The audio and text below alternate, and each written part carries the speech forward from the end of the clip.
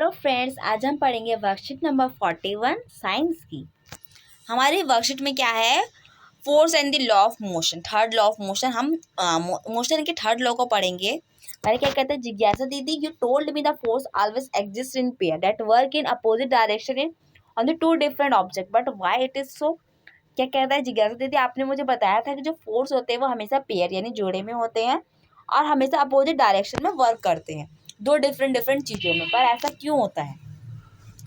तो इनकी जिज्ञासा दीदी बताती है, ज्ञान it is true the force always exist in pair and both opposite each other. This is the accordance of the third law of motion.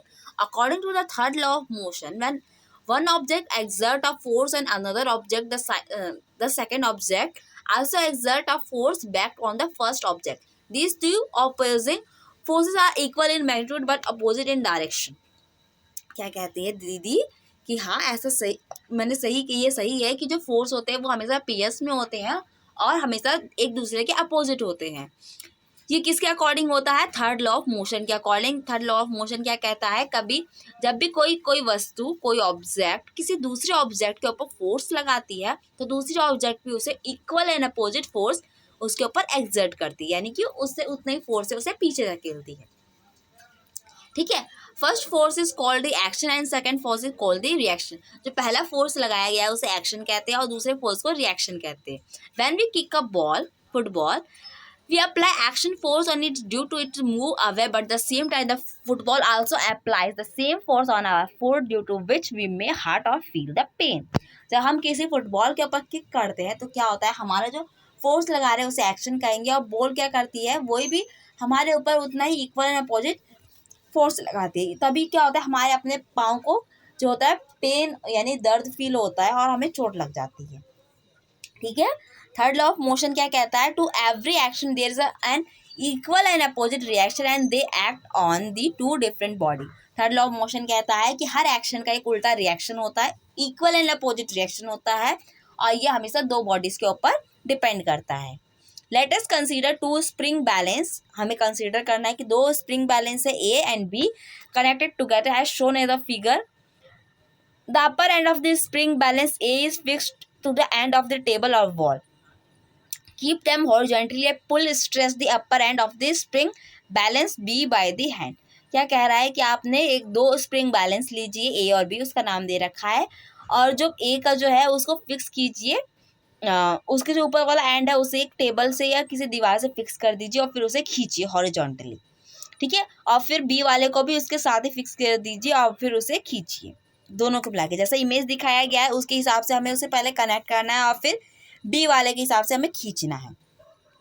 We notice that the reading of force weight in the both of the balance is same but opposite in direction. हम क्या देखें, जब हम उसे खींचेंगे तो हमें पता चलेगा कि जो हम फोर्स जो बी वाले को हम खींच रहे हैं तो हमें पता चलेगा ए वाला भी हमें उतने ही फोर्स से खींच रहा है। तो in this setup the amount of action forces applied by A on B is equal to the reaction by applied on B on A। यानी जितना B A के ऊपर फोर्स लगा रहा है उतना ही A B के ऊपर भी फोर्स लगा रहा है। ठीक है, B अगर एक्शन कर रहा है तो A क्या है, उसके ऊपर उल्टा रिएक्शन कर रहा है। अब देखते हैं some uses of third law of motion in our daily life. हमारी डेली लाइफ में थर्ड मोशन के कुछ यूजेस क्या क्या है। Get harm when player collide each other in the game. Harm हो जाता है यानी चोट लगती है जब प्लेयर्स खेलते खेलते एक दूसरे से कोलाइड हो जाते हैं। सेकंड है can be able to walk on a path. हम रोड पे क्यों चल पाते हैं, जब हमारे ऊपर क्या लगता है, थर्ड लॉ ऑफ मोशन का थर्ड रूल लगता है। ठीक है, recoiling of gun when the bullet is fired from it. Recoiling होती है गन की जब हम उस पर क्या करते हैं, बुलेट को फायर करते हैं। Fourth, moving of a rocket in a forward direction on a ignition. जब हम रॉकेट को जलाते हैं तो क्या होता है, रॉकेट ऊपर की ओर जाता है, ये भी क्या है, third law of motion show करता है। फिफ्थ है the boat moves backward when a seller jump in forward direction.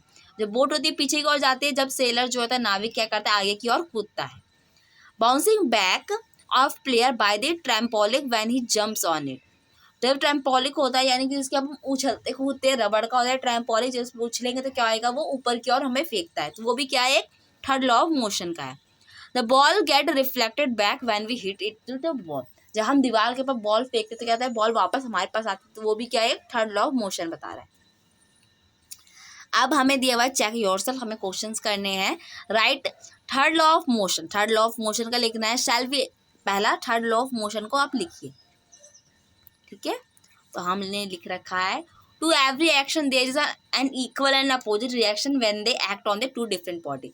Her action का उल्टा एक अपोजिट रिएक्शन होता है जब वो दोनों दो डिफरेंट बॉडीज के ऊपर काम करती है। सेकेंड देखते हैं, shall we ever be able to write if the force we apply on the pen is not reverted back by the paper? Why? क्या कह रहा है, हम पेपर पे कुछ लिख पाते अगर पेन जो है पेन को वापस रिवर्ट बैक यानी कि वापस फोर्स उसके ऊपर अप्लाई नहीं करता तो क्या है, no we can't able to write if the pen is not reverted back by the paper because there is a need of opposite reaction for the appearance of word।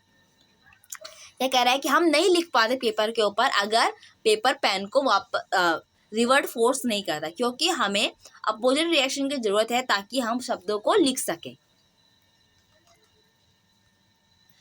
Third question कहता है, why does a soldier hold rifle on his shoulder before firing the bullet from it. यानी कि जो soldier है वो क्या करता है, वो आखिर बुलेट को अपने कंधे के ऊपर क्यों रखता है, ताकि जब वो बंदूक के ऊपर चला रहा है तो आखिर क्यों अपने बंदूक को अपने कंधे के ऊपर रखता है। तो व्हेन गन इज फायर्ड, जब बंदूक से गोली निकालते हैं, it exert a forward force on the bullet and the bullet exert a backward force on the gun, this result of recoiling of the gun, that why soldier hold rifle on the shoulder. क्या कहता है कि जब बंदूक में से गोली जब निकलती है, गन से जब फायर हुई बुलेट, तो जब बुलेट जो निकलती है तो क्या बहुत ही स्पीड से निकलती है, और जब वो स्पीड से निकलती है तो क्या करती है, राइफल को एक अपोजिट रिएक्शन देती है, उसे धक्का मारते पीछे की ओर। वो धक्का जब लगता है तो बंदूक पीछे की ओर जाएगी अपने आप, तो उसको रोकने के लिए क्या करता है, सोल्जर अपने कंधे पर राइफल को रखता है ताकि बंदूक जो है ज़्यादा पीछे ना चली जाए, ठीक है। फोर्थ क्वेश्चन क्या कहता है, write 3 uses of third law of motion in our daily life. Daily life में 3 यूजेस लिखना है हमारे थर्ड लॉ ऑफ मोशन के। तो 3 यूजेस क्या है, first can be able to walk on a path, second recoiling of gun when bullet is fired from it, और third moving of a rocket in a forward direction on ignition. Last question देखते हैं क्या कहता है, explain the process of walking with the help of Newton third law of motion. Newton के third law of motion से बताइए कि आखिर हम कैसे चल पाते हैं और कैसे हमारी हेल्प होती है। तो इसका आंसर है, when a person walk on the road, कोई भी इंसान जब रोड पे चलता है, ही पुश द रोड बैकवर्ड, वो अपने पाँव से क्या करता है, जमीन को नीचे की ओर धकेलता है, and road exert a equal and opposite force to foot upward that's help us in move forward. और जो जमीन होती है क्या होती है, ऊपर की ओर धक्का देती है, उसी हिसाब से क्या पाते हैं, हम आगे की ओर चल पाते हैं। फ्रेंड्स, यहाँ पे हमारा वीडियो कंप्लीट होता है। आपको वीडियो कैसा लगा प्लीज़ हमें बताइए, इसे लाइक कीजिए, कमेंट कीजिए, शेयर कीजिए, और आगे की वीडियोस देखने के लिए प्लीज़ मेरे चैनल को सब्सक्राइब कीजिए। Thank you.